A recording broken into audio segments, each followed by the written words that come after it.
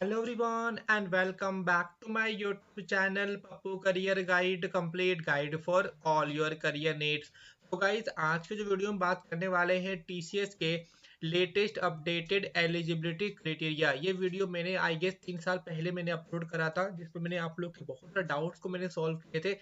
आज के दिन भी हम लोग 2025 बैच वाले या अदर बैच वालों के डाउट्स भी सॉल्व करने वाले हैं। और यहाँ पर बहुत सारे बच्चों के जो डाउट्स आते हैं वो एलिजिबिलिटी क्राइटेरिया को लेकर ही आता है। बिकॉज आपको पता होगा टीचर्स कभी भी आपको एक सिलेक्शन मेल भेजने के बाद आपको कभी रिजेक्ट नहीं करती, बट कंडीशन होता है। अगर आपके पास ऑफर लेटर आ गया, ज्वाइनिंग लेटर का वेट कर रहे हो, इसमें अगर आप लोग टीचर्स का एलिजिबिलिटी क्राइटेरिया को फुलफिल नहीं कर रहे हो तो टीचर्स आपको ऑफर लेटर को रिवॉक कर सकती है only in that case if you are not meeting the TCS eligibility criteria, जो कि टोटल 9 पॉइंट्स आज वीडियो में कवर अप करने वाले हैं। क्योंकि बहुत सारे बच्चों के इस तरह से डाउट्स आते हैं कि सर मेरा जो है my CGPA is 6.51. I have received joining letter too, but as per my university, my percentage will be 57.60.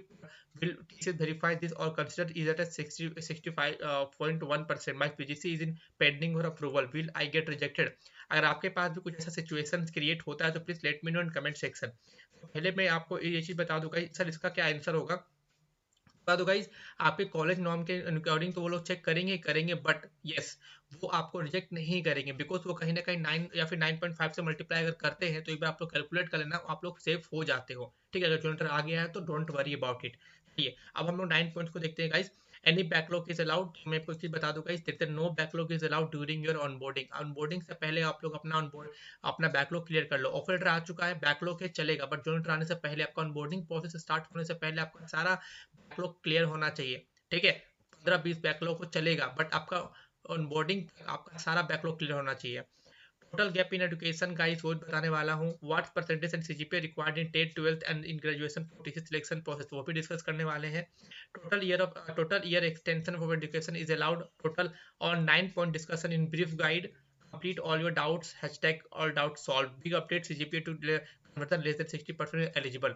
Guys पहले हमको एक चीज बता दूं यहाँ पर, सर हम लोग कन्वर्ट कर रहे हैं तो ओके।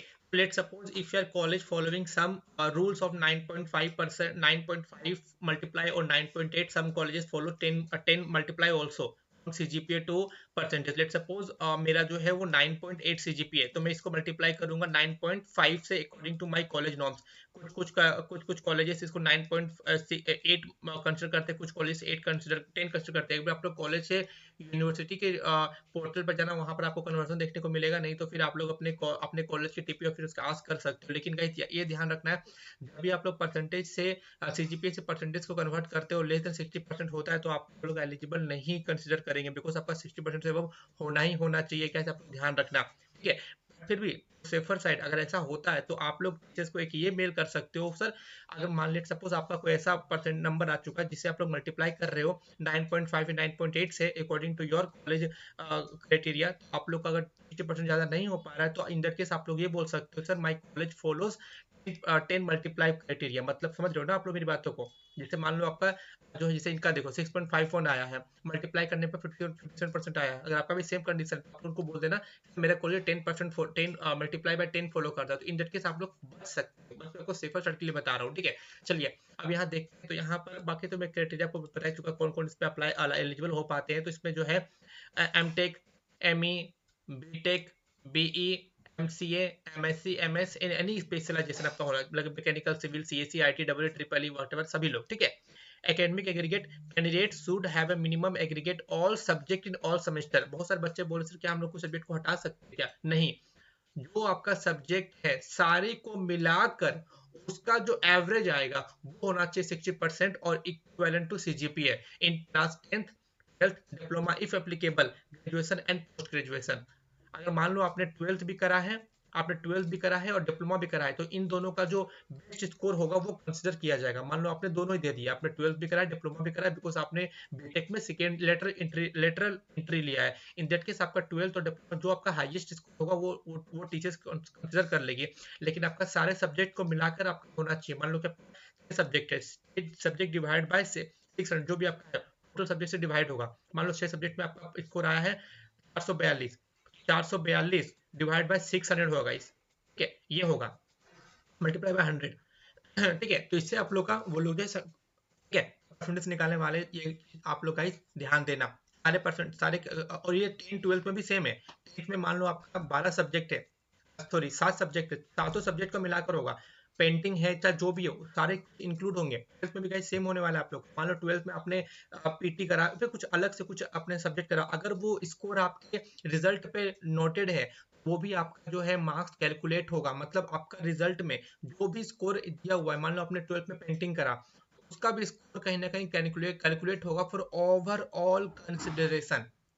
अगर आपका कोई रिजल्ट, उसका रिजल्ट में कोई एग्जाम था, उसका स्कोर नहीं चलेगा, बट अगर आपका स्कोर इंक्लूडेड है तो सारे को इंक्लूड करके divided by total number off score divided by total number of subjects multiply by 100, ऐसे वो लोग कैलकुलेट करेंगे, इससे आपको एवरेज निकालना पड़ेगा। ठीक है, selected, the offer will be valid only if the degree, a provisional degree certificate clearly states that the candidate have cleared engineering in first class within the stipulated course of duration। मतलब आपका कोई extend education नहीं होना चाहिए और first class आपका result होना चाहिए। ठीक है, क्योंकि 60% 6 जीपीए मतलब ही होता है कि फर्स्ट क्लास पास हो।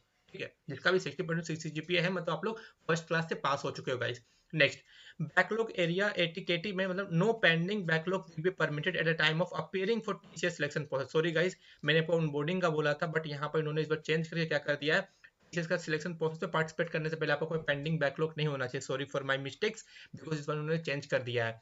Extend education, no extend education will be allowed, candidate should have complete the course in the specific course duration. मतलब कि मान लो आपका 10th जो 12th था वो 2 साल का होना चाहिए, आपका बीटेक जो था वो 4 साल का ही होना चाहिए। अगर 4 साल से अगर आपका 5 साल हो चुका है, इन दैट केस आप लोग टीचर्स को मेल कर सकते हो कि I have some major issues in my body and I am suffering from fever, और भी ऐसा अगर प्रॉब्लम है तो वो लोग कंसिडर करेंगे ओनली इन दैट केस अगर आपके पास प्रॉपर डॉक्यूमेंटेशन वगैरह अवेलेबल है, डॉक्टर्स के साइन वगैरह, मेडिसिन सर्टिफिकेट, जो भी आपका इलाज चला है उसके प्रॉपर डॉक्यूमेंट्स अगर रेडी है तो आपको वो लोग कंसिडर कर लेते हैं इन दैट केस। बहुत सारे बच्चों का लास्ट सेमेस्टर में प्रॉब्लम, मान लो किसी का एक्सीडेंट हो गया, भले मैंने ज्यादा किसी का हो जाए, ठीक है, मगर इन दैट केस अगर फाइनल ईयर में हो जाता है तो इन दैट केस आपको लोग इन दैट केस आपको लोग एक्सेप्ट कर लेते हैं, बट आपके पास प्रॉपर सारे डॉक्यूमेंट्स होना चाहिए। ऐसा डर के नहीं बोलना सर मेरे तो 5 साल में हुआ तो मुझे तो नहीं लेगा, लेगा आपको, आप डरो मत। अगर आपका वैलिड रीजन है तो आपको लोग लेंगे, लेकिन वो लोग चेक इसलिए करते हैं ना, मान लो आपका 7th या फिर 8th सेमेस्टर में कोई बैकलॉग लग गया, मतलब आप लोग जो है,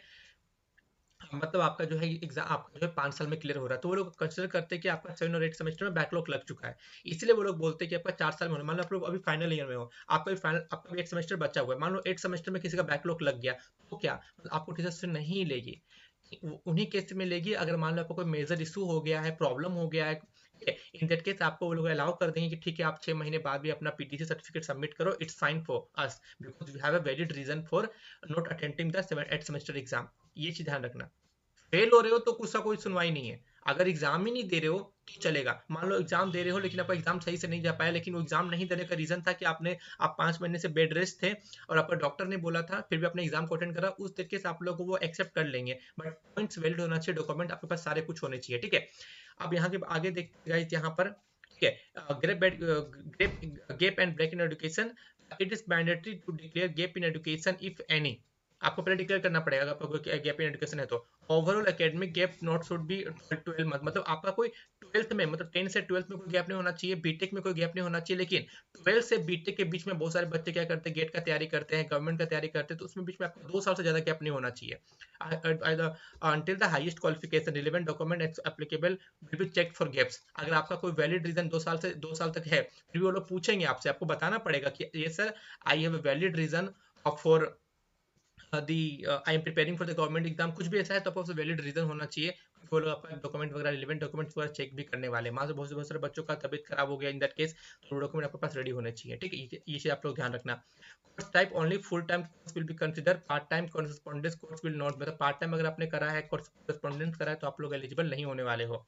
Then बात करते हैं open schooling, candidate who have completed their secondary और senior secondary course from NIOS, मतलब national institute of open schooling, are also eligible to apply. ये काफी अच्छी बात है, जिन लोगों ने ओपन स्कूल से अपना करा है हायर 10th एंड 12th वो भी एलिजिबल है, if the graduation if applicable course are done full time. मतलब सोचो आप लोग के लिए ओपन स्कूलिंग अलाउड है। Work experience candidate with no prior work experience of up to 2 year eligible to apply, मतलब 2 साल के बच्चे लोग भी इसमें अप्लाई कर सकते हैं। एप्लीकेबल ओनली फॉर पोस्ट, मतलब ये केवल यूजी के लिए नहीं एलिजिबल है, ये केवल पीजी के लिए एलिजिबल है। मतलब 2 साल के बच्चे पीजी वाले हैं वो लोग इसमें अप्लाई कर सकते हैं। 2 साल से आपका एक्सपीरियंस 2 साल तक होना चाहिए, ज़्यादा है तो नहीं चलेगा, 2 साल 1 महीना भी है तो नहीं चलेगा। ठीक है, कैंडिडेट शुड बी आपका एज 18 से 28 साल के बीच में होना चाहिए, इससे ज़्यादा आपका एज नहीं होना चाहिए। ठीक है, ये है आपका टोटल जो भी क्वेरीज है उसको मैंने आज तक मैंने सॉल्व कर लिया। काफ़ी अच्छे से मैंने वीडियो रिकॉर्ड करा है, काफ़ी अच्छे से मैं बोला भी हूँ। इसके अलावा भी आपके मन में कुछ भी डाउट्स है इसका मतलब जरूर पूछ लेना। मिलते हैं दूसरे वीडियो में। जय हिंद, जय भारत।